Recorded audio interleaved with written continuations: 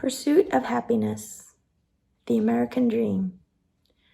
There's so much unhappiness in the world, especially right now with the pandemic. Happiness seems to be so elusive.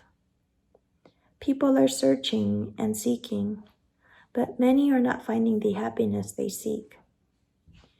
I was listening to a TED Talk, and the speaker, a former Harvard grad, was talking about his experience at his 20-year college reunion. 80% of the grads were unhappy with their lives. They were well-educated, successful, wealthy people, but still had not found happiness in their 20-year pursuit. 20% of the grads were happy. And the common thread in these 20% were these 5 things. 1, they knew who they were. 2, they knew what they did. 3, they knew who they did it for. 4, they knew what the people they were doing their work for wanted and needed. 5, they knew how what they were doing were changing the people they did it for. He noticed that out of the 5 things, 2 were about them, but 3 were about other people. His conclusion was, if you were more outward focused, you will more likely be happy.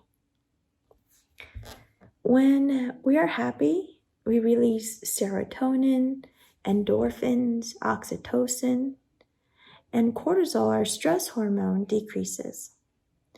When something or a behavior produces these effects, we're more likely to repeat it because it makes us feel good. There's a long-standing recognition of a phenomena called helper's high. When you're generous or giving, you release happy hormones, the warm fuzzies you get when you know you have made someone happy. We are hardwired to be generous. For God so loved the world, he gave his only Son. John 3:16. Greater love has no one than this, to lay down one's life for one's friends. John 15:13. God is the ultimate giver, and we are made in God's image. God created man in his own image. In God's image, he created him. Male and female, he created them. Genesis 1:27. We were made to give. My family and I were able to volunteer to help put together the back-to-school backpacks for some of the underprivileged students in our local community last night. We worked hard sorting and putting all the backpacks together with fellow volunteers. We got home sometime after 9, and my 9-year-old daughter commented as she was dragging herself to bed how much her legs hurt from standing for hours and how she got a blister on her thumb from opening all the eraser packages. She fell asleep promptly and slept until late this morning. I finally got a chance to talk to her this afternoon about how she felt about the whole experience.